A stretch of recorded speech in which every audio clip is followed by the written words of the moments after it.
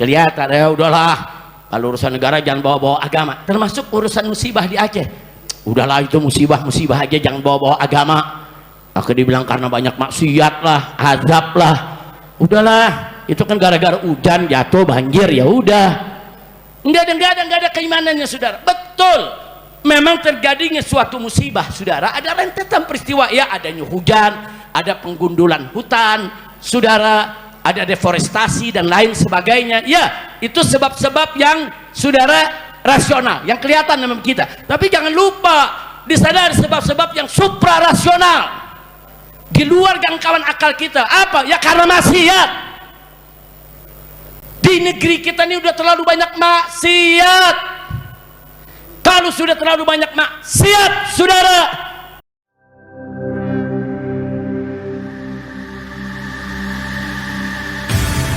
Islamic Brotherhood Television.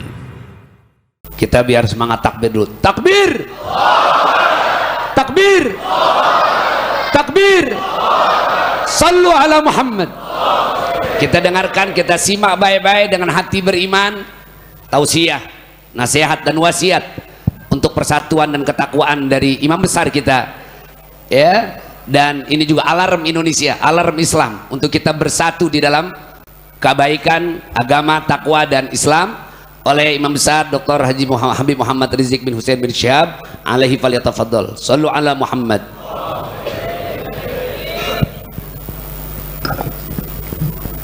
Assalamualaikum warahmatullahi wabarakatuh.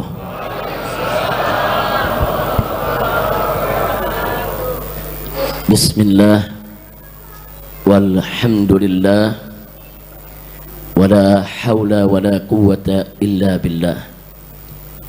Ashhadu an la ilaha illallah wahdahu la syarika lah, wa ashhadu anna sayyidana Muhammadan abduhu wa rasuluh la nabiyya ba'dah. Allahumma salli wa sallim wa barik ala sayyidina wa habibina wa syafi'ina wa maulana nabiyyina Muhammadin wa ala alihi at-tahirin at-tayyibin wa ashabihi al-ghurril mayamin wa man tabi'ahum bi ihsanin ila yaumiddin. Amma ba'd. Siyadatul habaib asy-syurafa wa sa'adatul ulama'il fudala wa jami'il hadirin wal hadirat al-ahibba'il a'izza rahimakumullah. Fi hadhihi al-munasabati as-sa'idah wa bihadha al-makan al-mubarak la ansa an usiyakum jami'an wa nafsi bi taqwallah wa bi ta'ati Rasulillahi sallallahu alaihi wasallam. Fa nas'alullah subhanahu wa ta'ala ay yahdiyana ila siratikal mustaqim wa yaj'alana minal muttaqin wa yudkhilana jannatahu jannatan na'im bihaqqi sayyidil mursalin walhamdulillahi rabbil alamin. Taqabbalallahu minna wa minkum mutaqabbal ya karim. Satu kehormatan dan satu kebahagiaan bagi saya bersama rombongan yang pada hari ini bisa bersilaturahim dengan jamaah Masjid Al-Madinah, dengan masyarakat Karangtengah. Ini satu kebahagiaan dan mudah-mudahan silaturahim ini menjadi penyebab turunnya rahmat dan barakah. Nah, penyebab kebahagiaan lainnya adalah memang saya sudah 3 bulan lebih tidak melaksanakan safari Jumat. Nah, biasanya sudah sekian tahun setiap hari Jumat kita keliling dari masjid ke masjid, dari tempat ke tempat sejadi Botabek ya kawan. Tapi 3 bulan ini saya lebih banyak sholat di kampung, sholat di gunung, sholat di tempat sekitar kita tinggal. Jadi kita stop safari dakwah karena faktor kesehatan. Dan saya juga sudah hampir 3 bulan kita tidak tablik, tidak ceramah kesana kemari. Baru pertama kemarin kita tablik terbuka di Reuni 212. Alhamdulillah hari ini sekaligus bisa silaturahim Jumat juga, safari Jumat, dan bisa juga kita gelar tablik pengajian di masjid ini. Mudah-mudahan, nah, insya Allah kedepannya kita semua Allah berikan kesehatan, Allah berikan kemudahan, amin ya rabbal alamin. Nah, kebahagiaan saya selain itu karena di sini kita kumpul bersama kiai-kiai kita. Di sini ada Kiai Abdul Rashid, Kiai Haji Abdul Rashid, ada Kiai Bukhari, ada Kiai Muhyiddin, masih banyak kiai-kiai yang lain yang saya tidak sebutkan satu persatu nama-nama beliau, tapi tidak mengurangi rasa hormat kami kepada mereka. Dan memang Karangtengah ini, daerah Ciledug ini saya punya kenangan sendiri. Dulu saudara saya sering mengisi di Masjid Ciledug, pasar perempatan itu saudara. Kemudian juga dulu saya ngajar 10 tahun di Kreo, 10 tahun di Taman Pinang Cipondo. Nggak sampai di situ, saya juga punya guru yang sekaligus dulu ikut memotivasi mendirikan Front Pembela Islam.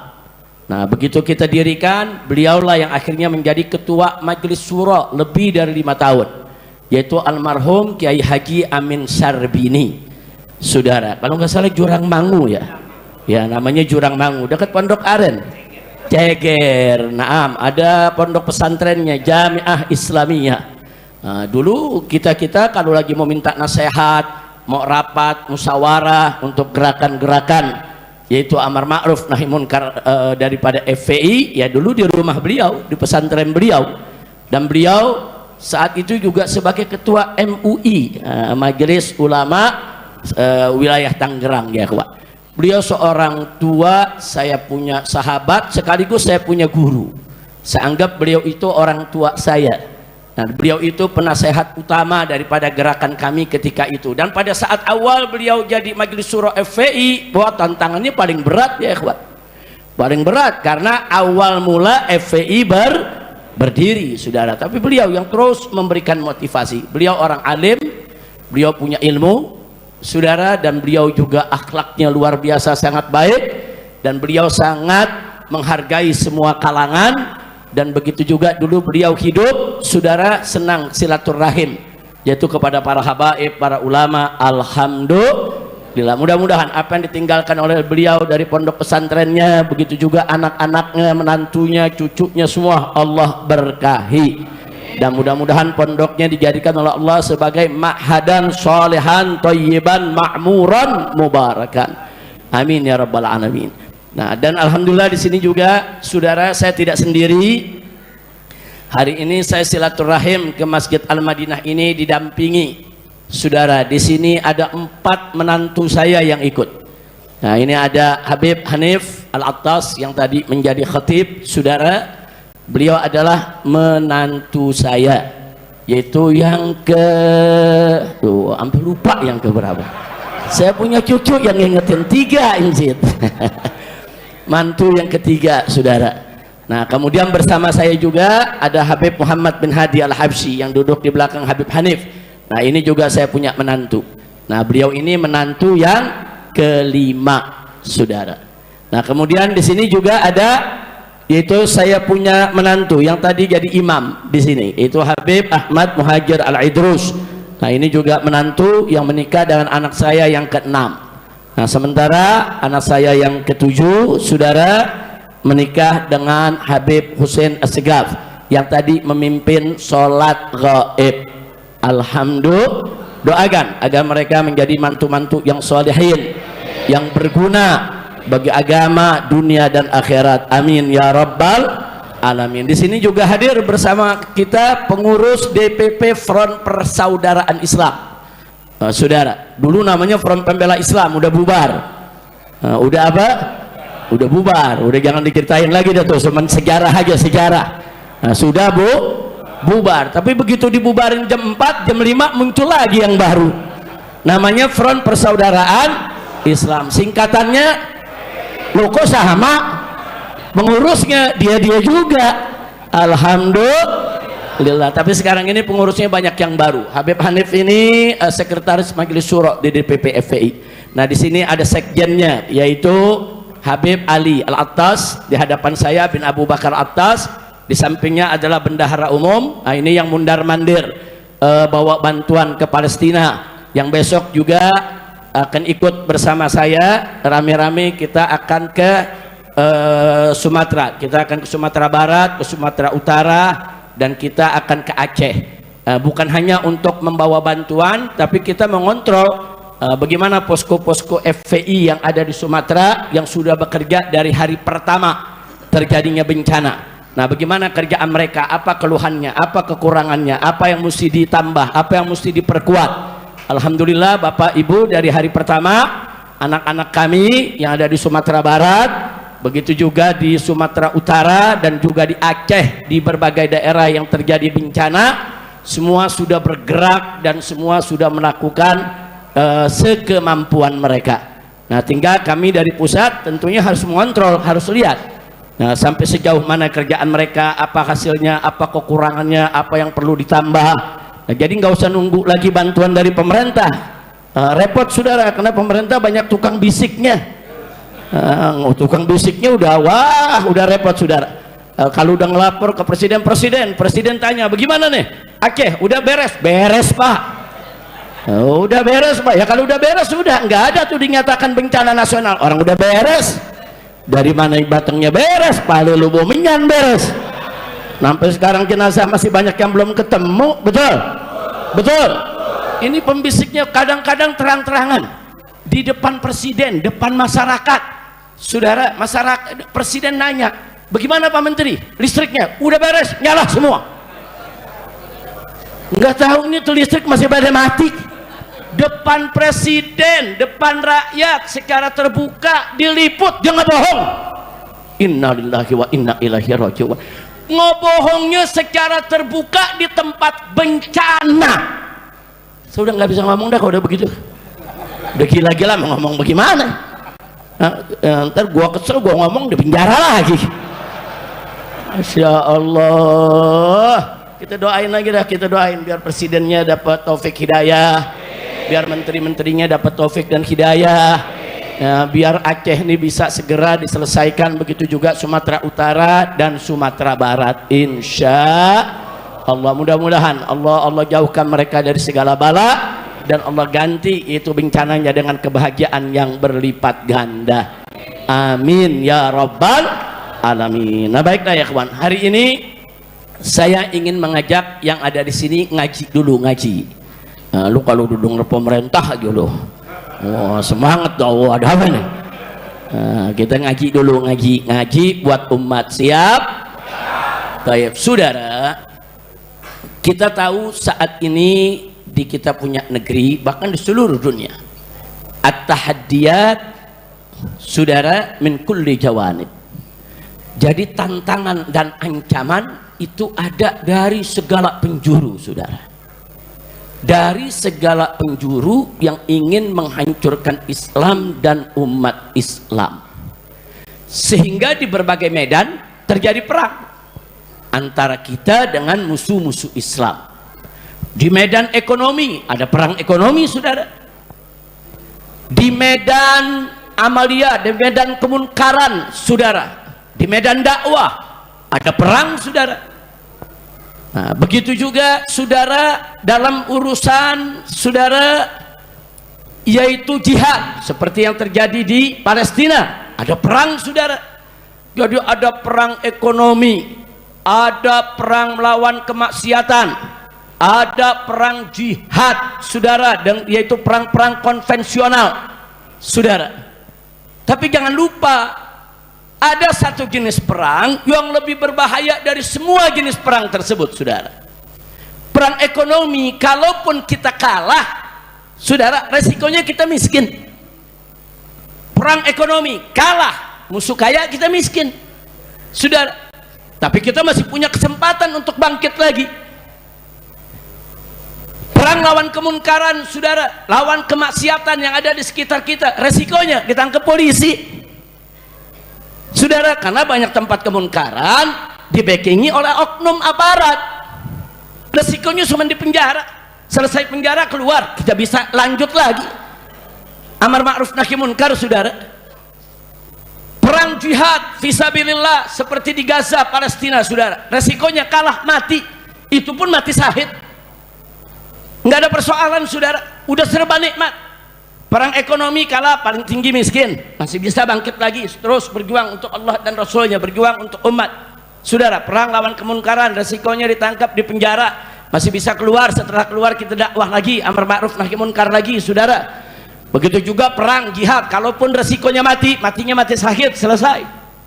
Tapi ada satu perang yang berbahaya, yaitu al-ghazwul fikri, perang pemikiran, saudara. Perang akidah. Kenapa berbahaya? Karena kalau umat kalah di bidang perang ini akan banyak yang murtad, saudara. Resikonya murtad, hilang iman, hancur akidah kita, saudara. Nah, karena itu, saudara, perang di bidang ini nggak boleh kita lupakan.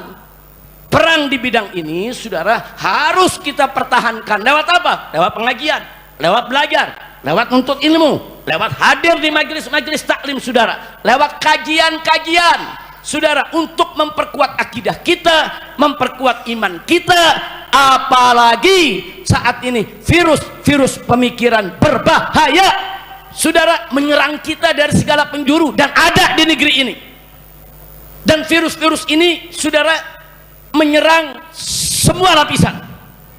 Ada yang menyerang ke umara, ada yang menyerang ke ulama, ada yang menyerang kepada para santri, ada yang menyerang kepada umat yang di bawah, saudara. Inna lillahi wa inna ilaihi raji'un. Nah, makanya hari ini saya mau ajak ngaji, kenalan aja, saudara. Jangan-jangan kadang-kadang secara tidak sadar, jangan-jangan di antara kita ada yang kena virus ini secara tidak sengaja, secara tidak sadar. Nah, kalau kena virus ini buru-buru kita obatin. Jadi ada virusnya, ada penyakitnya. Kalau orang kena virus HIV, maka dia akan kena penyakit AIDS.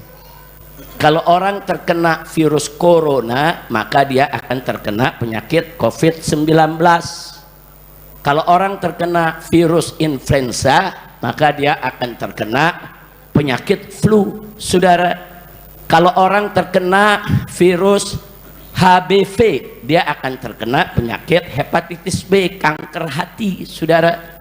Kalau dia terkena virus HCV, saudara, dia akan terkena hepatitis C, saudara. Jadi ada virus, ada penyakit. Begitu juga dalam pemikiran, ada virusnya. Kalau virus ini dibiarkan akan menimbulkan penyakit pemikiran. Nah, virus pemikiran ini, saudara, dia bukan mendatangkan penyakit-penyakit jasmaniah, bukan. Dia mendatangkan penyakit pemikiran, penyakit ideologi, dan itu bisa merusak akidah, menghancurkan iman, saudara. Nah, ini yang harus sama-sama menjadi perhatian kita dan harus kita bersama-sama berjuang untuk mengobati wabah virus pemikiran. Singkat saja, saya akan perkenalkan hari ini sedikit saja di antara virus-virus pemikiran, yaitu virus liberal, saudara. Liberal ini sendiri, saudara, sekurangnya dia ada 4 virus pemikiran, dan 4 virus pemikiran ini akan melahirkan 4 penyakit pemikiran, saudara. Yang pertama namanya virus relativisme. Apa itu relativisme? Virus pemikiran yang membuat seseorang meyakini bahwasanya tidak ada kebenaran yang mutlak. Bagi dia, setiap kebenaran pasti relatif. Maksudnya setiap kebenaran relatif, bisa benar bisa salah. Walaupun dia benar, ada mungkin salahnya. Ini namanya virus relativisme, saudara. Nah, virus ini berbahaya. Kalau virus ini, saudara, kalau relativisme ini dalam dunia fisika, kimia, matematika, itu urusan sains, saudara. Tapi kalau virus relativisme sudah masuk dalam urusan ideologi, dia menyatakan tidak ada kebenaran mutlak, maka apa yang terjadi? Maka pikiran yang sudah rusak tadi, saudara, akan mengilhami dia berkeyakinan, saudara, bahwa agama pun tidak ada yang benar mutlak. termasuk agama Islam. Jadi bagi dia semua agama sama, bisa benar, bisa salah. Semua agama sama, nggak ada yang benar mutlak. Maka itu menurut pemikiran ini nggak boleh ada orang Islam menganggap Islam agama yang paling benar. Enggak, saudara, semuanya benar dan semuanya juga mungkin salah. Nah, saya mau tanya, saudara, kalau sudah punya pemikiran semacam itu bahaya tidak? Ini virus. Ini bukan virus influenza, bukan. Ini bukan ini virus pemikiran. Jadi kalau di benak, mudah-mudahan tidak ada di sini saudara, di benak siapa saja umat Islam, anak-anak muda, generasi milenial, Gen Z saudara, kalau sudah ada pikiran terlintas semua agama sama, terlintas tidak ada kebenaran mutlak saudara.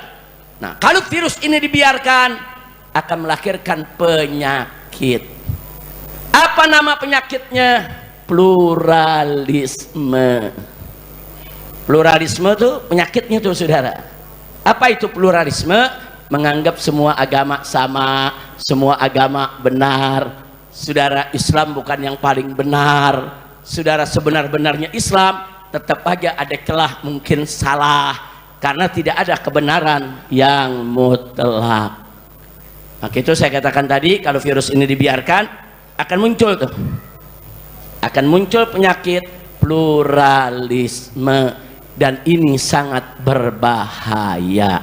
Singkat saja saudara, apa betul tidak ada kebenaran yang mutlak saudara? Siapa bilang? Memang ada hal-hal yang relatif, bisa benar bisa salah, seperti dalam urusan-urusan furu saudara. Tapi dalam urusan usuluddin, gawatiuddin, urusan-urusan qad'iyatuddin saudara, urusan-urusan yang maktu, urusan-urusan yang sangat prinsip yang diajarkan Islam, mutlak benar, mustahil salah. Contoh, Allah berfirman dalam Al-Quranul Karim, Qul huwallahu ahad. Katakanlah bahwa Allah itu ahad, tunggal, satu, tidak berbilang. Ini mutlak benar, mustahil salah. Enggak bisa dikatakan oh ini relatif. Allah itu saudara ahad, maha esa, relatif, bisa benar bisa salah. Sesat itu pikiran saudara, murtad yang mengikuti pemikiran semacam itu saudara. Na'udzubillah min dzalik. Jadi saya mau tanya, keesaan Allah mutlak benar tidak? Apa mungkin salah? Enggak mungkin. Itu disebut usuluddin, bukan urusan furu itu saudara, itu usuluddin. Nah, kalau ada orang mulai mengatakan ya kan nggak ada kebenaran relatif termasuk agama saudara, ini kan merusak iman, merusak akidah, bahkan bisa membatalkan keislamannya. Dia nggak yakin dengan agamanya. Inna lillahi wa inna ilaihi raji'un. Baik, kira-kira jelas tidak? Masuk yang kedua saudara. Kalau virus yang pertama ini tidak segera diobati, yaitu virus relativisme saudara, nggak diobatin nih saudara, maka akan lahir virus berikutnya saudara. Apa virus yang kedua? Skeptisisme. Apa itu skeptisisme? Sikap skeptis saudara. Apa sih maksudnya skeptis saudara? Karena dia sudah meyakini tidak ada kebenaran mutlak termasuk kebenaran agama sekalipun, akhirnya dia jadi skeptis terhadap kebenaran agama, ragu saudara. Skeptis itu dia meragukan kebenaran agama. Oh saya muslim, tapi Islam benar apa enggak ya? Dia ragu, dia nggak keluar dari Islam, dia nggak menyengajakan diri untuk murtad, tapi muncul keraguan dalam pemikirannya saudara. Gara-gara apa? Gara-gara virus tadi itu, virus relativisme, tidak ada kebenaran mutlak. Nah, karena virus ini dibiarkan merajalela, lahirlah virus baru, skeptisisme. Dia punya pemahaman saudara, dia meragukan kebenaran agama. Nah, kalau sudah meragukan kebenaran agama, muncul penyakit. Apa penyakit yang muncul? Penyakit sekularisme. Dia meragukan agama benar enggak ya sudahlah, jangan bawa-bawa agama kalau kita urusan politik, Jangan bawa-bawa agama kalau urusan negara. Jangan bawa-bawa agama lah kalau urusan ekonomi. Udah cukup agama di masjid saja. Udah cukup agama dilanggar di musola saja. Udahlah agama cukup ibadah mahdoh saja urusin. Tapi kalau udah bicara ekonomi, bicara tentang perbankan, bicara tentang politik, bicara tentang tata negara, udah nggak usah bawa-bawa agama. Agama bisa salah bisa bener kok. Kenapa mesti dibawa-bawa? Dia ragu dengan kebenaran agamanya sendiri. Dia nggak yakin, saudara. Kalau ajaran Islam itu mengatur ekonomi, mengatur politik, mengatur sistem bernegara, semua ada etika dan aturannya. Nah, jadi virus ini tadi saya sebutkan namanya virus skeptisisme. Lahir penyakit sekularisme. Saya tanya, jujur bahaya tidak? Bahaya. Dia bakal tinggal agama, dia nggak peduli. Dan ini udah banyak, saudara.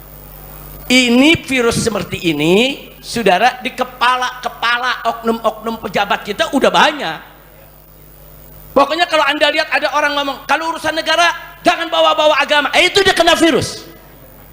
Walaupun dia nggak mengatakan, saya bukan liberal, saya Sunni, Syafi'i, Asy'ari, lulusan pesantren, Sufi, saudara. Walaupun dia bicara begitu, saya Sufi, saudara, tapi begitu dia katakan, saudara, bicara ekonomi jangan bawa agama, bicara politik jangan bawa agama, bicara negara jangan bawa agama. Dia sudah meragukan kebenaran agamanya sendiri, saudara. Nah, itu namanya virus skeptisisme yang melahirkan penyakit pluralisme. Yang ketiga, saudara, sekularisme. Nah, virusnya skeptisisme, penyakitnya sekularisme. Kalau tadi penyakitnya pluralisme. Yang ketiga, yang kedua jelas tidak? Yang ketiga, saudara. Yang ketiga, kalau dia sudah terlalu lama kena virus relativisme, dia mengatakan tidak ada kebenaran yang mutlak, lama-lama jadi skeptisisme, saudara. Dia meragukan kebenaran agama. Akhirnya, saudara, yang berikutnya datang lagi virus yang lebih berbahaya lagi. Ini kalau ibarat kanker nih udah stadium 3 nih sekarang, saudara. Kalau pertama tuh relativisme stadium 1, skeptisisme stadium 2. Nah, ini sudah larut dalam air ini, saudara. Ini di sekitar kita nih ada jutaan miliaran bakteri, saudara. Nih berterbangan di sekitar kita nih, saudara. Kelihatan nggak mata? Enggak. Tapi ada nggak bakterinya? Ada. Siapa bilang bakterinya tidak ada? Pakai mikroskop, saudara. Ambil satu aja lembaran tisu nih, taruh di bawah mikroskop, ada ribuan jutaan bakteri atau virus yang menempel di situ, saudara. Bergerak mereka. Jadi yang tidak kelihatan mata bukan berarti tidak ada. Tunggu dulu, ini listrik nih, kalau kita pegang kesetrum nggak? Percaya? Kenapa kita percaya kesetrum? Karena ada aliran listriknya. Tapi aliran listriknya di mana? Anda lihat alirannya? Ada aliran kelihatan? Oh, kalau nggak kelihatan nggak ada dong. Ya ente pegang ada tuh listrik. Kalau nggak kojol, kira-kira paham nggak? Saya katakan itu di kabel-kabel listrik di jalanan tuh yang besar-besar itu ada aliran yang berjalan. Percaya nggak? Kok percaya? Kan nggak kelihatan. Yang kelihatan kabelnya, alirannya kelihatan nggak? Berarti nggak ada dong. Ya orang bego yang ngomong nggak ada. Ya kalau mau buktiin ada nggak ada, lu pegang aja. Nah begitu pegang lu mati, nah ada kan? Kira-kira jelas gak? Paham gak? Sesuatu yang nggak kelihatan bukan berarti tidak ada. Aliran listrik nggak kelihatan, tapi kita yakin ada. Dari mana kita yakin ada? Bisa dibuktikan. Bagaimana cara membuktikannya? Pegang kabelnya, ada setrum, saudara. Ya. Air putih ini tadi sudah diaduk dengan gula. Anda nggak ngelihat waktu diaduknya, tapi saya katakan ini ada gulanya. Nah, untuk Anda percaya, gampang buktikannya. Minum rasa manis. Artinya ada jejak. Ada jejak si gula di dalam ini, walaupun nggak kelihatan. Ada jejak aliran listrik, walaupun nggak kelihatan. Begitu juga kita punya HP. Kita telepon dengan saudara kita dari Surabaya, gambarnya bisa muncul. Dulu teks doang, saudara. Ada SMS. Sekarang bukan teks saja. Saudara, suaranya, gambarnya, tulisannya muncul. Saya tanya, tuh gambar jalannya dari mana? Dari mana tuh gambar bisa jalan, saudara? Karena ada gelombang di sekitar kita nih yang nggak kelihatan mata kita. Gelombang elektrik, gelombang elektronik, aneka ragam gelombang. Gelombang-gelombang itu yang mengirim sinyal. Gelombang itu yang membawa gambar, yang membawa teks, yang membawa suara, yang kemudian ditangkap dengan alat masuk ke dalam HP kita, saudara. Jadi kalau saya katakan di sekitar kita ini ada gelombang yang membawa gambar, saudara, betul nggak? Kelihatan mata? Nya keluar di HP, saudara. Subhanallah. Begitu juga untuk mengenal Allah. Allah nggak kelihatan mata kita, Allah nggak bisa kita sentuh. Iya betul. Tapi jejak keberadaan Allah di alam semesta ini, saudara. Adanya matahari, bintang, bulan, bumi, kita ini semua manusia, saudara, sebagai bukti bahwa di sana ada sang pencipta, saudara. Sang pencipta yang maha hebat, pencipta yang maha hebat, maha pintar, maha luar biasa, saudara, yang menciptakan kita semua, saudara. Siapa sang pencipta itu? Itulah Allah.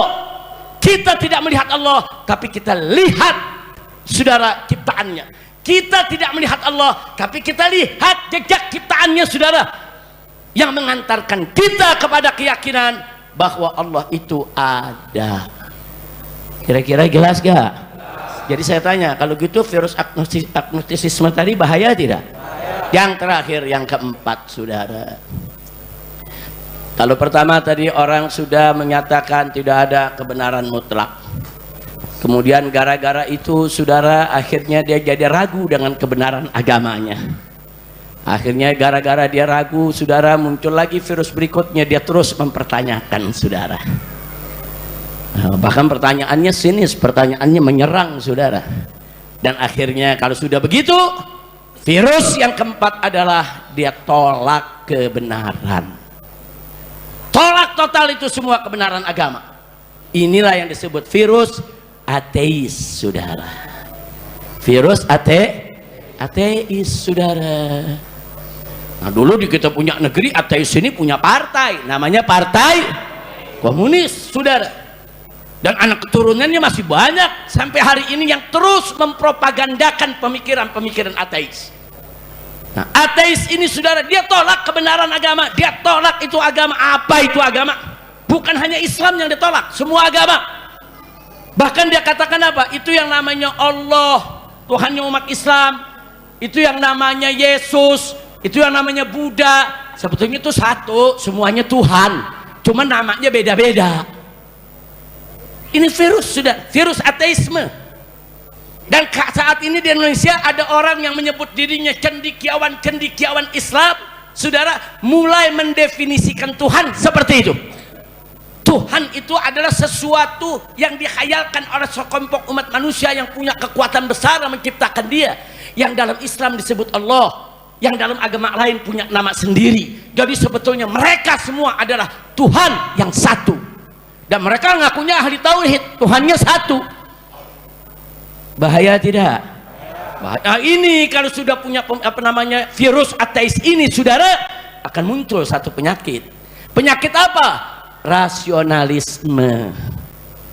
Apa itu rasionalisme? Segala sesuatu dilogikakan, diakalkan. Pokoknya masuk akal gua terima, nggak masuk akal gua nggak terima. Udah. Jadi Tuhan dia akal, udah, saudara. Dia lihat Quran, oh ini bagus nih, mungkin bener deh, gua terima. Ah, ini nggak bener nih ayat, gua tolak. Pokoknya semua dinilai pakai akal. Kalau akalnya bilang benar, benar. Akalnya bilang salah, salah. Ukuran benar, salah. Akalnya sendiri, saudara. Nah, saya mau tanya, ini kan ada 4 virus dengan 4 penyakit. Saya belum cerita virus-virus yang lain, saudara. Virus pemikiran. Saya tanya, jujur, ini penyakit berbahaya tidak? Biarkan atau lawan? Biarkan atau lawan?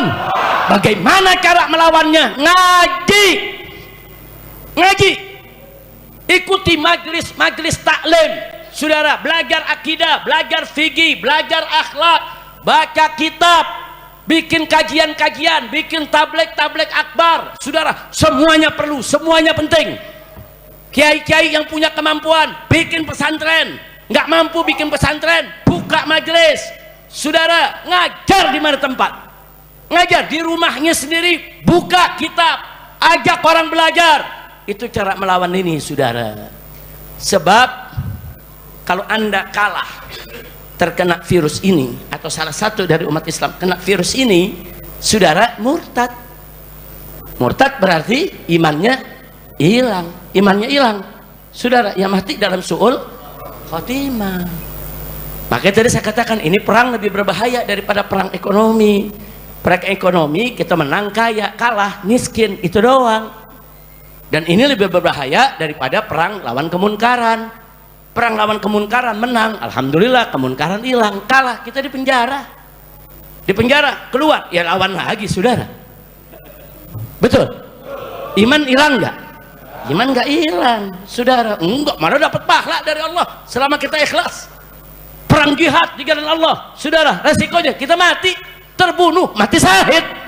Subhanallah. Tapi kalau perang akidah, perang lawan virus pemikiran, masuk ke pemikiran kita, kita iakan, saudara, murtad, hilang imannya. Nah, maka itu saya katakan ini perang berbahaya, bisa menggugurkan iman kita, bisa menanggalkan Islam iman kita, bisa menghancurkan akidah kita. Dan penyakit ini nanti Anda lihat aja kalau Anda lagi baca Twitter atau baca lihat TikTok atau lihat Facebook, ada komentar-komentar, nanti kelihatan tuh yang punya pemikiran seperti ini, saudara. Kelihatan, ya udahlah, kalau urusan negara jangan bawa-bawa agama, termasuk urusan musibah di Aceh. Udahlah, itu musibah aja, jangan bawa-bawa agama. Aku dibilang karena banyak maksiat lah, azab lah. Udahlah, itu kan gara-gara hujan jatuh banjir, ya udah. Enggak ada keimanannya, saudara. Betul, memang terjadinya suatu musibah, saudara, ada rentetan peristiwa, ya, adanya hujan, ada penggundulan hutan, saudara, ada deforestasi dan lain sebagainya. Ya, itu sebab-sebab yang, saudara, rasional, yang kelihatan memang kita. Tapi jangan lupa, di sana ada sebab-sebab yang suprarasional, di luar jangkauan akal kita. Apa? Ya karena maksiat. Di negeri kita ini udah terlalu banyak maksiat. Kalau sudah terlalu banyak maksiat, saudara, jangan kaget kalau musibah. Wa inna ilaihi raji'un. Nah, karena itu, saudara, dalam menyikapi Aceh, ya kita jangan lepaskan diri dari iman kita. Tadi Habib Hanif Al-Attas di atas mimbar Jumat berceramah bicara soal Aceh, Sumatera Utara bencana. Beliau sampaikan ayat Qur'annya, hadis nabinya, saudara. Nah, itu juga mesti kita ingat. Ya, ada sebab-sebab rasional, tapi juga ada sebab-sebab, saudara, yang memang sepertinya nggak ada hubungan. Maksiat, zina, sama, saudara, banjir, kayaknya kan nggak ada hubungan, saudara. Maksiat, zina dengan gempa bumi, kan sepertinya nggak ada hubungan, saudara. Enggak, dalam agama orang-orang yang beriman yakin semua punya hubungan, saudara. Nah, adapun yang namanya penggundulan hutan, hujan, itu juga pencetus-pencetus, saudara, sehingga terjadinya bencana. Nah, saya nggak mau bicarakan soal pencetus-pencetus yang rasional tadi, tapi saya ingin ingatkan apa yang tadi sudah disampaikan oleh Habib Hanif di atas mimbar, itu harus kita camkan baik-baik. Dan Allah Subhanahu wa taala dalam surat Al-A'raf, saya berkali-kali bawakan ayat ini di mana-mana. Dari dulu bertahun-tahun, saudara, selalu kita ingatkan, di mana Allah sudah menyatakan dalam Al-Qur'an, walau anna ahlal qura amanu wattaqu la fatahna 'alaihim barakati minas sama'i wal ard walakin kadzabu fa aqadnahum bima kanu yaksibun. Shadaqallahul azim. Buka surat Al-A'raf. Ini ayat 96 yang saya bacakan, baca ayat 97-nya, 98-nya, 99-nya, saudara. Allah rincikan di sana, saudara, bagaimana Allah kirimkan bala Allah berikan peringatan, jangan merasa aman, merasa tenang dari balasan Allah kalau kita berbuat maksiat. Jelas, walau anda ahlal qura, anda kata penduduk negeri-negeri amanu, mereka beriman, wattaqau, dan mereka bertakwa kepada Allah. Allah janjikan, la fatahna alaihim barakat, niscaya akan kami buka untuk mereka, kami limpahkan kepada mereka barakat, aneka ragam keberkahan, minas sama'i wal ard, baik keberkahan yang Allah turunkan dari langit maupun yang Allah keluarkan dari perut bumi, saudara. Artinya apa? Jelas dalam ayat ini, saudara, kalau suatu negeri penduduknya beriman dan bertakwa, niscaya pintu keberkahan terbuka. berkah buminya, berkah lautnya, berkah hutannya, berkah ekonominya, berkah politiknya, berkah keamanannya, berkah penghasilannya, berkah masyarakatnya, berkah keluarganya, berkah semuanya, saudara. Ini janji siapa? Janji siapa? Percaya dengan janji Allah, beriman kepada Allah. Siapa yang maha menepati janji? Siapa yang maha benar dengan janjinya? Takbir. Sallu ala nabi. Tapi jangan lupa lanjutan ayat, walakin kadzabu fa akhadnahum bima kanu yaksibun. Tapi penduduk-penduduk negeri ini banyak yang mendustakan ayat Allah, mendustakan hukum Allah, mendustakan aturan Allah. Saudara, akibatnya apa? Fa akhadnahum bima kanu yaksibun. Kami siksa mereka, kami berikan balasan kepada mereka lantaran apa yang sudah mereka lakukan. Artinya tadi beriman bertakwa kepada Allah, Allah berkahi. Sebaliknya mendustakan Allah, saudara, dia tidak mau beriman, tidak mau bertakwa kepada Allah, maka Allah akan kirim azab.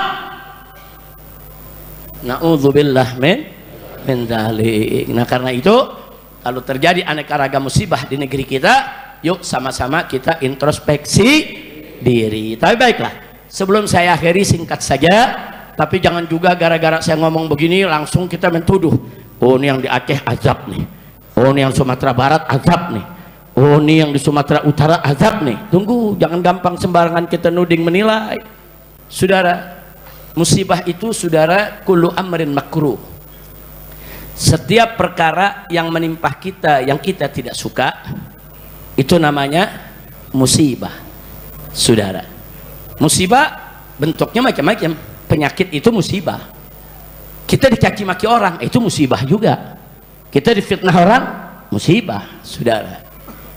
Nah, begitu juga terjadi bencana, itu adalah musibah. Tapi musibah ini, saudara, dia merupakan peringatan, azab, saudara, atau ujian. Jawabnya tergantung yang menerima musibah. Kalau yang mendapat musibah, para rasul, para nabi, para aulia, para wali, para solihin, para muttaqin, orang-orang yang bertakwa, para mukminin, orang-orang beriman, orang-orang solihin, orang-orang yang baik, dapat musibah, maka musibah itu adalah mihnatun, imtihan, ujian. Makanya hamba Allah yang paling banyak ujiannya itu yang pertama kali adalah para anbiya, saudara. Anbiya dulu yang paling banyak ujiannya, saudara.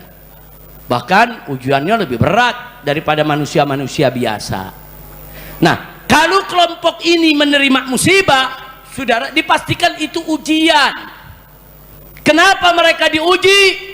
Supaya kedudukan mereka semakin tinggi di sisi Allah Subhanahu wa ta'ala.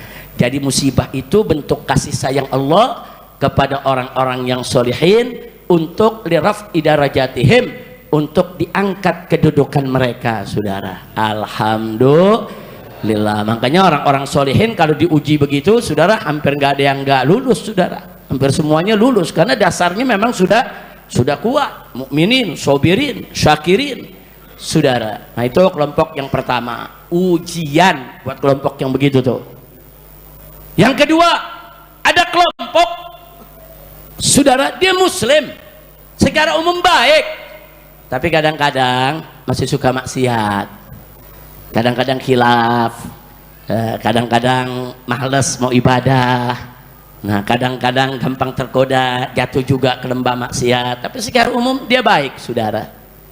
Masih banyaklah kebaikannya. Kena musibah, maka musibah itu adalah inzar, peringatan. Kenapa Allah berikan peringatan? Allah masih sayang sama kelompok ini. Diberikan peringatan supaya insaf dan sadar, saudara, agar yang bersangkutan, saudara, meningkatkan kebaikannya, saudara, dan menstop keburukannya. Nah, kalau sudah begitu, saudara, orang-orang kelompok ini begitu dapat peringatan, dia sadar, dia tobat, dia kembali ke jalan Allah, insya Allah musibahnya akan menjadi tathhiruz dzunub, menjadi pencuci dosa. Nah, makanya kelompok ini kalau dapat peringatan, oh ini peringatan nih dari Allah, buru-buru tobat, buru-buru tobat. Nah kalau tobat, dosanya Allah ampuni, tingkatkan kebaikannya. Nah kira-kira jelas tidak? Yang ketiga, saudara, yang ketiga, orang-orang yang nggak ada kebaikan dalam dirinya di sisi Allah dan Rasulnya. Seperti siapa? Orang-orang kafir yang mengingkari Allah dan Rasulnya, orang-orang musyrik yang mempersekutukan Allah, saudara. Begitu juga orang-orang ahlul ma'asi, saudara, orang-orang yang hidupnya diisi dengan maksiat, nggak pernah sholat, nggak pernah puasa, nggak pernah zakat, nggak pernah mau berbuat baik, setiap hari kerjaannya judi, nenggak minuman keras, saudara, berzina, mencuri, menipu, berbohong, korupsi, semua kejahatan dia lakukan, nggak ada kebaikan dalam dirinya, saudara. Kalau kelompok ini, saudara, mendapatkan musibah, itu adalah azab yang Allah kedepankan di dunia ini, saudara, sebelum dia masuk ke akhirat. Dan azab akhirat asyad, lebih keras lagi, saudara. Na'udzubillah, men. Kira-kira jelas tidak? Saya mau tanya, kalau orang-orang solihin dapat musibah, namanya ujian. Nah, kalau orang-orang yang baik tapi masih suka-suka miring begitu, saudara, kena musibah, namanya peringatan. Tapi kalau yang tiap hari maksiat kena musibah, namanya azab. Lucunya, saudara, ada preman sholat nggak pernah, puasa nggak pernah, tiap hari maksiat. Tahu-tahu dapat musibah, ditanya temennya, kenapa lo? Gue lagi diuji nih sama Allah. Innalillahi. Saudara, orang alim saja, orang soleh, aulia, kalau lagi dapat musibah nggak berani bilang dirinya diuji, takut kalau itu azab, saudara. Orang-orang solihin, aulia, saudara, yang udah deket nih sama Allah nih, para nabi, dan kalau dapat musibah mereka takut kalau Allah marah kepada mereka. Mereka takut kalau itu azab, mereka istighfar, saudara. Preman yang tiap hari maksiat, mabok, zina, judi, saudara, begitu sakit, gue lagi diuji nih sama Allah. Kacau tidak? Kacau tidak? Ada yang begitu bilang, lu bukan lagi diuji, lagi diazab. Enak aja lagi diuji. Kira-kira jelas gak? Jelas gak? Nah tapi yang diazab begini beruntung kalau mereka masih ada kesempatan taubat, saudara. Begitu dapat azab sekian, dia sadar, ya Allah, memang aku punya dosa banyak, ya Allah, aku nggak pernah ingat Engkau, ya Allah, aku nggak pernah sholat, aku nggak pernah puasa, ya Allah, tubtu ilaik, aku bertobat kepada Engkau, ya Allah. Oh, kalau yang namanya tobat, Pak, Bu, dosa setinggi gunung, dosa seluas samudra, asal kita datang kepada Allah dengan taubat yang nasuha, niscaya Allah pasti akan menerima taubat kita. Nah, jadi sekali lagi, saudara, jadi musibah-musibah itu begitu. Maka itu kalau ada yang tanya, ini musibah di Aceh bagaimana nih? Ini masuk yang mana? Musibah di Sumatera Utara masuk yang mana? Musibah di Sumatera Barat masuk yang mana? Kita kembalikan kepada yang menerima musibah, saudara. Orang-orang baik di Aceh banyak, orang-orang solihin di Sumatera banyak, mereka yang kena musibah ini, mereka diuji oleh Allah. Mudah-mudahan, saudara, kedudukan mereka semakin dekat kepada Allah. Lalu bagi orang-orang masyarakat biasa yang kadang-kadang baik, masih ada sedikit banyak perbuatan jahatnya, saudara, ya ini peringatan. Mudah-mudahan mereka insaf, sadar, tidak lagi melakukan kemunkaran, taubat, kembali ke jalan Allah. Insya Allah juga mereka minas sholihin, dan mudah-mudahan musibah tadi menghapus dosa mereka semua. Amin ya rabbal. Nah, adapun musibah ini, saudara, mengenai orang-orang yang jahat, yang melawan Allah, menentang Nabi, saudara, nggak ada kebaikan dalam kehidupannya, inilah azab yang Allah dahulukan dalam kehidupan dunia, dan azab akhirat lebih keras, lebih pedih lagi. Na'udzubillah min dzalik. Kira-kira jelas tidak? Jelas tidak? Nah, karena itu tadi ada himbauan, yuk rame-rame kita bantu Aceh, setuju tidak? Bantu Sumatera, setuju tidak? Betul? Nah, jadi saudara, sampai hari ini saya dan kawan-kawan di FPI serta juga di beberapa ormas Islam lain masih terus merayu, membujuk, mendorong Bapak Presiden kita, pemerintah kita agar mau menyatakan bencana yang terjadi di Aceh dan Sumatera Utara serta Sumatera Barat sebagai bencana nasional. Kenapa? Karena kalau dijadikan sebagai bencana nasional, maka pintu bantuan dari luar negeri terbuka. Kalau enggak bisa. Saya kasih contoh, kemarin ada bantuan 30 ton bantuan dari Uni Emirat Arab, saudara. Udah sampai, saudara, ke Medan. Wali kota udah siap terima, tapi pusat larang karena bukan bencana nasional. Kalau bukan bencana nasional harus izin menteri, izin presiden, saudara. Akhirnya apa? Akhirnya bantuan 30 ton dikembalikan. Ini apa, saudara?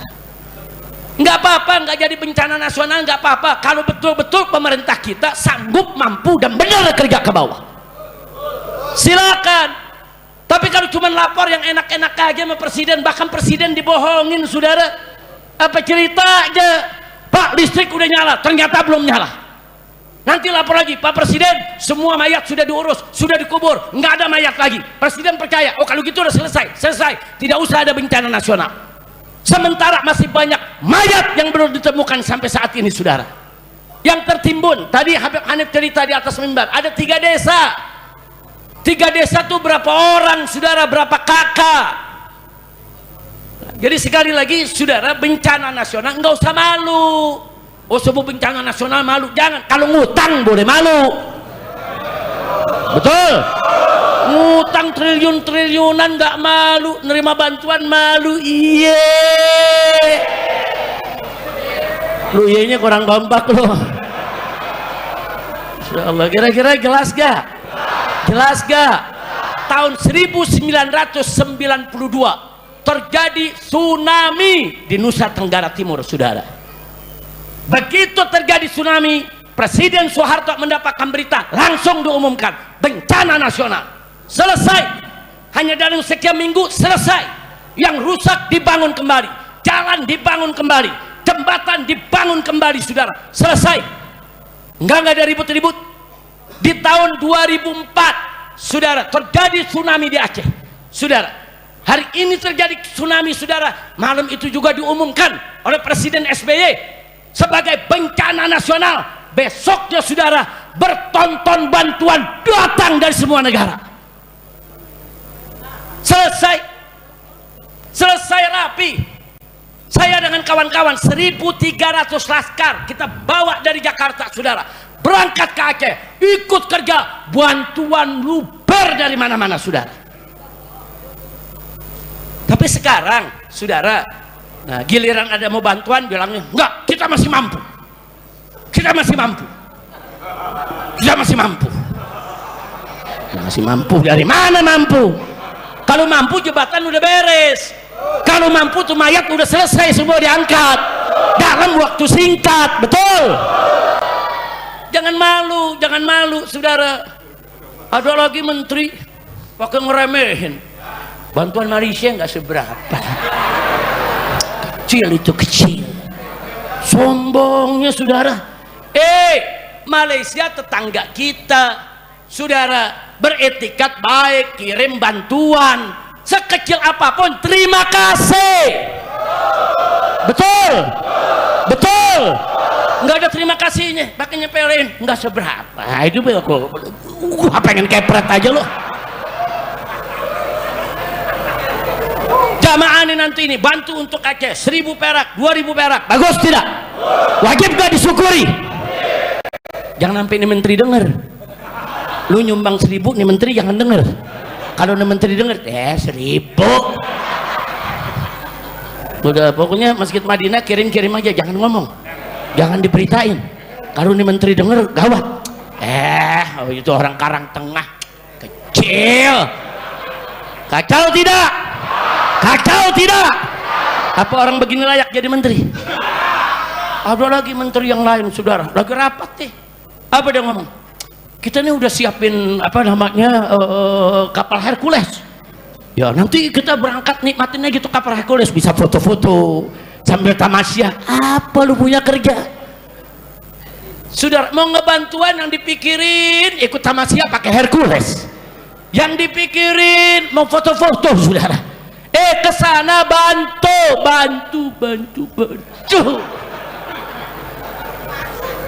Jelas tidak?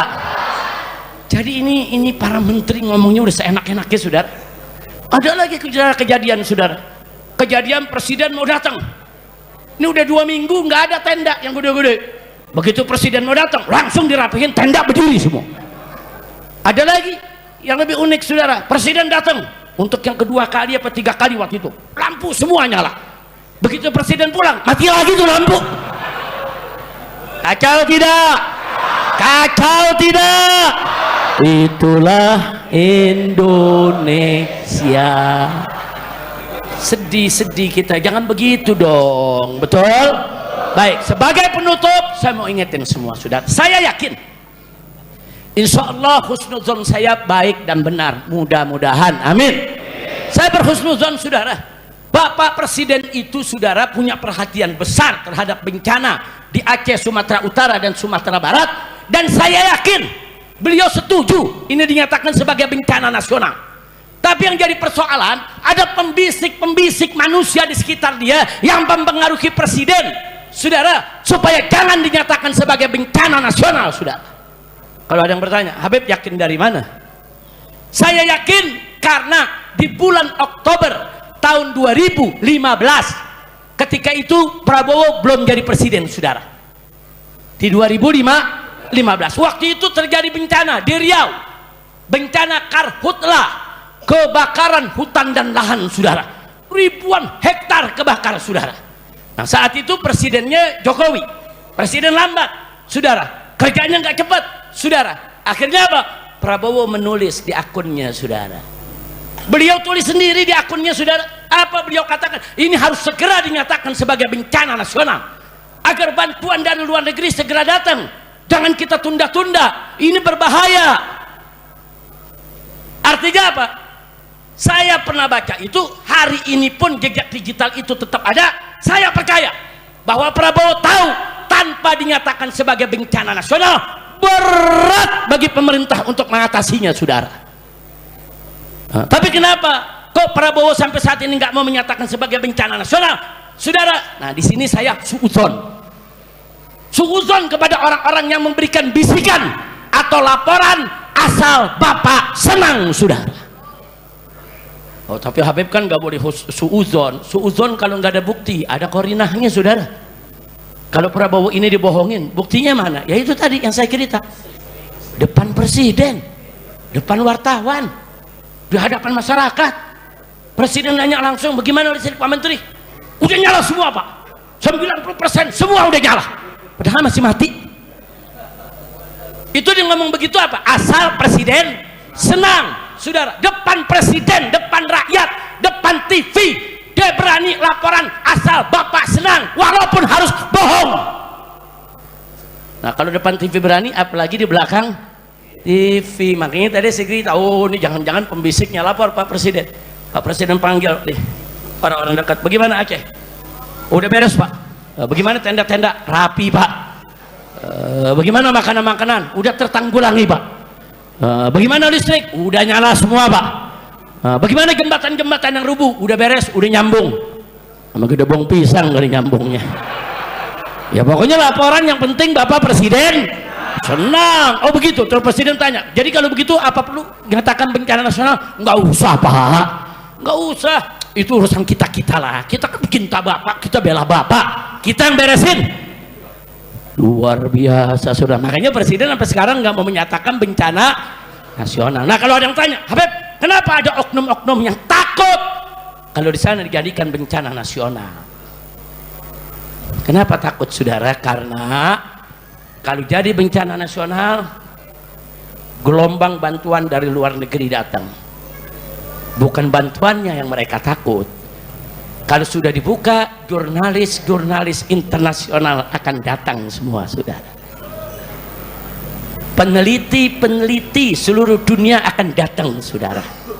Di samping mereka membawa jutaan ton bantuan, mereka juga membawa peneliti, penyidik, pemeriksa, jurnalis, saudara. Mereka mencari kenapa ini hancur begini. Oh, ini karena banjir. Kenapa bisa banjir? Oh, karena hutannya gundul. Kenapa gundul? Oh, karena ada program ini dan program itu. Siapa yang buat program? Dan saya, oh yang buat programnya pemerintah. Siapa yang tanda tangannya? Oh ini yang ngerjain adalah perusahaan. Apa nama perusahaannya? Siapa pemilik perusahaan? Nah terus dari mana tuh dia punya izin? Siapa nanda tanganin izinnya? Dibongkar semua saudara. Jadi banyak yang takut kalau itu semua dibongkar, mereka semua masuk penjara. Jadi rakusnya mereka, serakahnya mereka, bahkan jahat sudah mereka rakus, sudah mereka serakah. Saudara, banyak rakyat jadi korban. Begitu membantu, saudara, mereka pura-pura jadi korban juga. Kurang ajar, biadab. Orang yang tahu diri, saudara, orang yang tahu diri, saudara, orang yang tahu diri, oh saya salah, ini penyebabnya saya menggundulkan hutan. Dia tahu diri, dia turun, dia bantu, saudara. Bukan malah dia mencoba melarikan diri, mencoba menutup diri, mencoba menutup pintu investigasi, bahkan ngebohong kepada presiden. Inna lillahi wa inna ilaihi raji'un. Nah akhirnya saudara, saya ingatkan yang paling penting, hati-hati ya, hati-hati.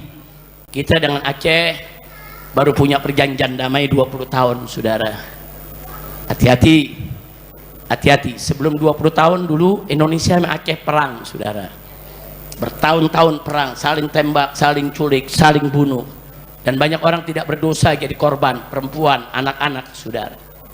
Hati-hati, jangan sampai kalau Aceh tidak diperhatikan nanti mereka kecewa. Kalau mereka kecewa nanti mereka keluar dari perjanjian. Kalau mereka keluar dari perjanjian, mereka akan angkat senjata lagi untuk lawan Republik Indonesia saudara. Dan ingat, hari ini saudara, suara-suara minta Aceh merdeka itu meluas. Yang tadinya dulu nggak mau Indonesia Aceh merdeka, sekarang jadi mau. Saudara, kenapa? Karena mereka merasa, kenapa kami nggak diperhatikan? Padahal harta kekayaan Aceh banyak dibawa ke pusat. Minyak kami disedot, gas kami disedot, emas kami disedot, yaitu tambang kami disedot. Kenapa begitu kami susah? Mencairkan bantuan aja juga susah. Hati-hati. Saya hanya berikan peringatan kepada pemerintah pusat, kalau besok Aceh marah, mereka bergerak, angkat lagi senjata, jangan salahkan bangsa Aceh. Introspeksi diri saudara. Saya ini pulang pergi bolak balik capek ke Aceh saudara, bukan mengeluh, bukan. Saya ke Aceh dalam rangka apa? Untuk merangkul mereka. Dari dulu mereka memerdeka, saya nasihati, jangan, yuk kita bersatu. Mereka bergerak, kita nasihati, jangan. Perang itu tidak indah, damai itu indah. Sampai kemarin hampir-hampir mereka bergerak mau merdeka gara-gara soal 4 pulau saudara. Saya terbang lagi ke sana, kumpulkan umat di lapangan, ribuan yang hadir. Kita bujuk mereka, kita ajak diskusi, tokohnya, para ulamanya, adem saudara. Nah sekarang mereka minta bantu dong. Pemerintah pusat, saya yakin Prabowo-nya, Menteri Keuangannya saudara udah menyiapkan dana. Bahkan Menteri Keuangan sudah mengatakan ada 60 triliun yang siap diturunkan ke Aceh. Lekas segera. Ini kadang-kadang bantuan dari atas ke bawah saudara, ini lewat pintu-pintu saudara. Di setiap pintu disunat-sunatin saudara, sampai di bawah tinggal ampasnya doang. Udah ngaku aja lah di Indonesia begitu, betul? Betul. Kalau perlu 60 triliun biar Pak Menteri Keuangan Pak Purbaya bawa langsung itu uang ke Aceh, bawa langsung ke Sumatera Utara, bawa langsung ke Sumatera Barat. Bikin satu tim yang independen mengawasi penggunaan dana tersebut. Tidak boleh dikorupsi saudara, betul? Kadang-kadang ini koruptor buat betul saudara, sampai duit bencana dimakan juga. Sudah cukup segitu deh, karena saya lupa saya lagi sakit. Ini jangan nih Kiai Abdul Rasid sudah jadi provokator juga. Tapi beliau tadi ngaku, Habib anak provokator kebaikan.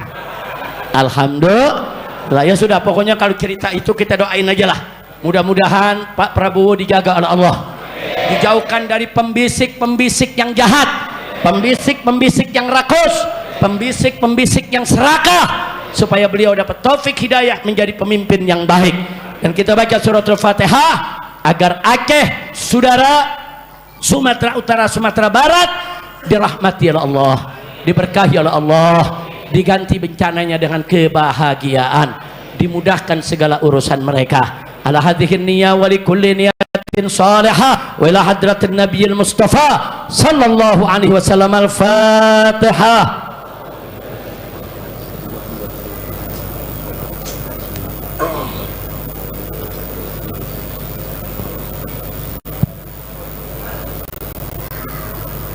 Saudara, saya minta kerituannya membaca surat Al-Fatihah untuk kesembuhan orang tua kita, guru kita, tokoh kita, saudara yang saat ini sedang dirawat di rumah sakit dan sedang kritis, yaitu Bapak Profesor Kiai Haji Amal Zarkashi.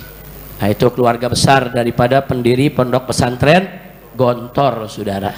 Nah, beliau sedang sakit, kita doakan, yaitu Allah subhanahu wa ta'ala an yashfiyahu sifaan ajilan kamilan taman syamilan sifaan la yughadiru saqaman wala alama bikulli lutfin wa khairin wa afiyah wa ila hadratin nabi sayyidina Muhammadin sallallahu alaihi wasallam bisiril Fatihah.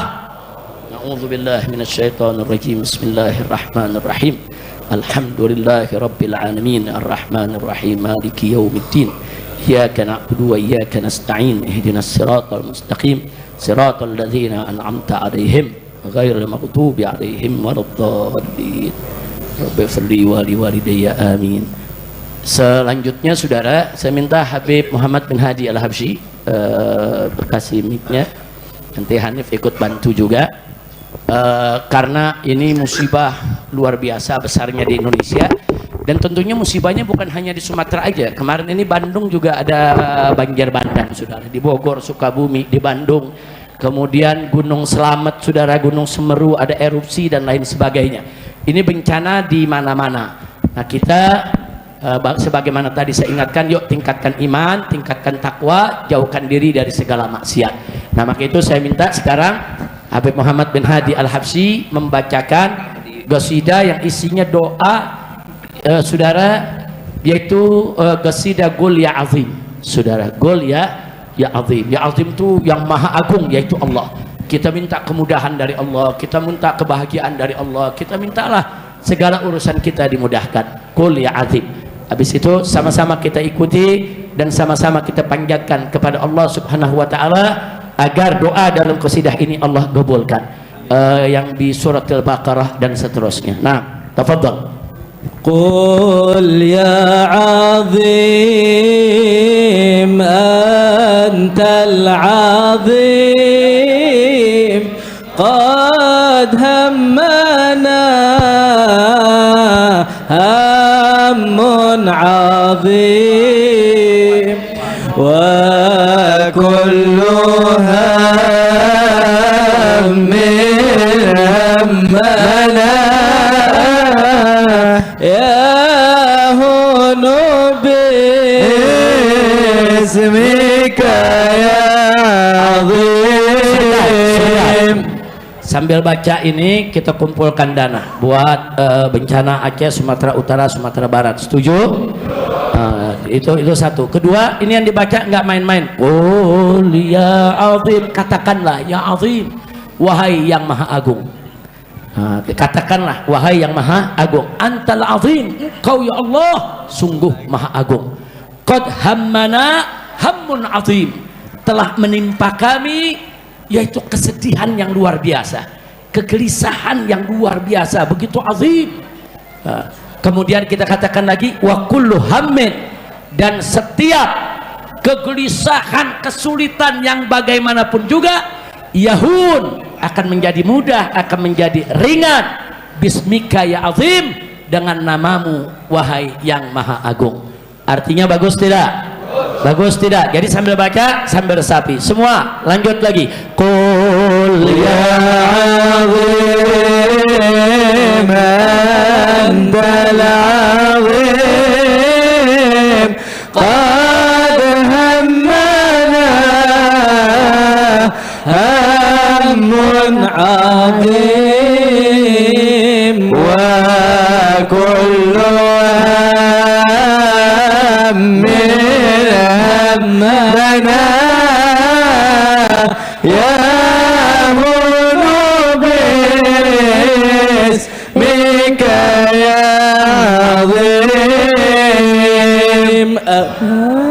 أنت العظيم في الأزل الله أنت اللطيف لطيف ولم تزال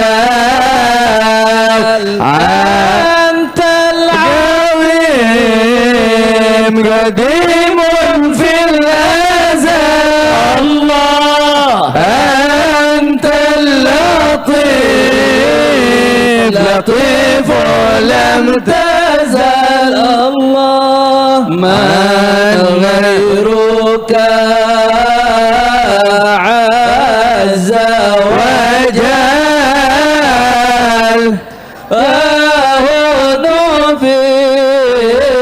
باسمك يا عظيم قل يا عظيم أنت العظيم قد همنا هم عظيم وكل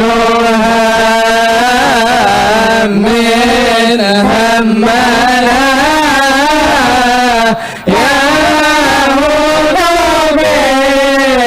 باسمك يا عظيم يا ربنا بصوت الفاتحة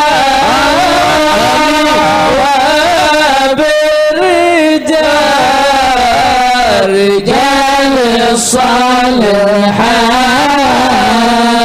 اجعل أمورنا ناجحة نحن وكل المسلمين قل يا عظيم أنت العظيم قد همنا هم عظيم وكل هم همنا يا باسمك يا عظيم يا ربنا بصوت البقرة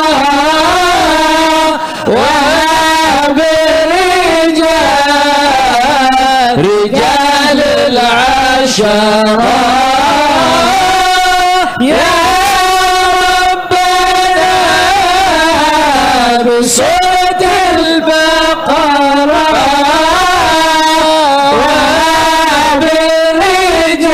وبالرجال رجال العشرة اجعل أمورنا ميسرة نحن وكل المسلمين قل يا عظيم أنت العظيم قد همنا هم عظيم وكل هم همنا يا باسمك يا عظيم بصوت الملائكة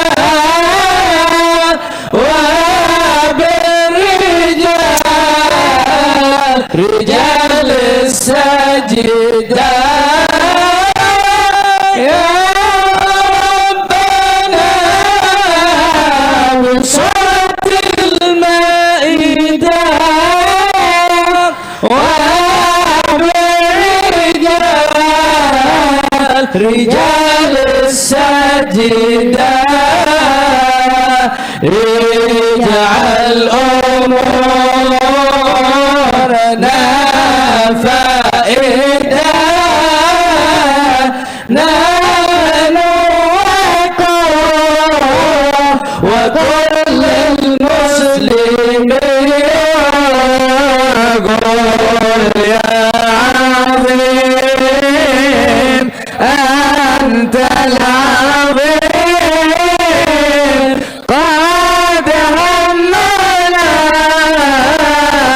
هم العظيم وكل هم من همنا يا هنا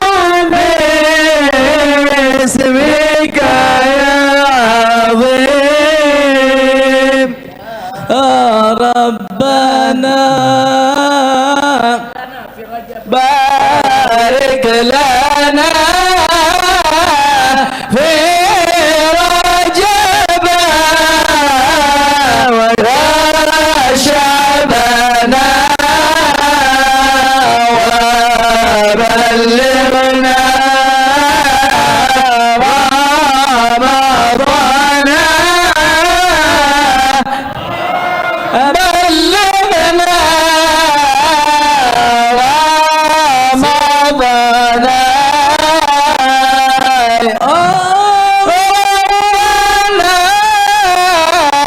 بارك لنا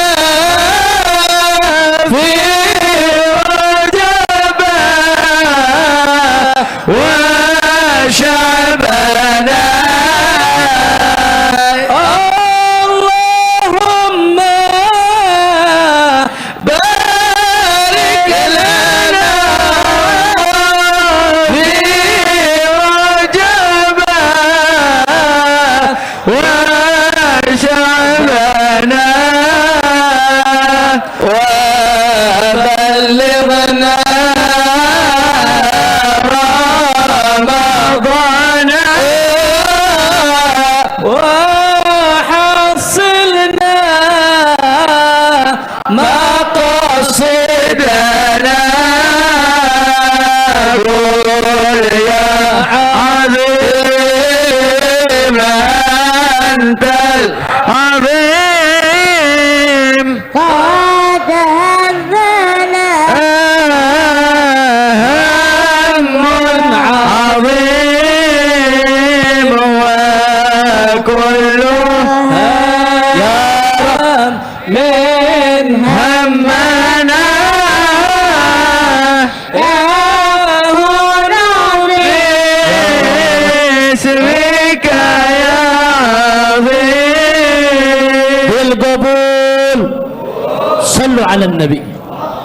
Sekian yang bisa saya sampaikan, mudah-mudahan doa kita terima oleh Allah Subhanahu wa taala. Bi barakatil Fatihah wa bi barakat suratil Baqarah wa barakat suratil Maidah wa bi barakatil Quran wa jahin Nabi sallallahu alaihi wasallam was sahaba wat tabi'in wa tabi'it tabi'in. Mudah-mudahan Allah terima semua doa kita. Itu saja yang bisa saya sampaikan. Terima kasih. Subhanakallahumma wa bihamdika asyhadu an la ilaha illa anta nastaghfiruka wa natubu ilaik. Walhamdulillahirabbil alamin. Saya minta maaf jangan ada yang selaman, cukup bil gulub. Kita sama-sama insyaallah Allah berkahi. Jadi enggak usah ada yang selaman. Biarkan yang langsung pulang ke rumah masing-masing. Insyaallah Allah berkahi kita semua. Sekian, hadani Allah wa iyyakum ila siratal mustaqim. Wassalamualaikum warahmatullahi wabarakatuh. Salam.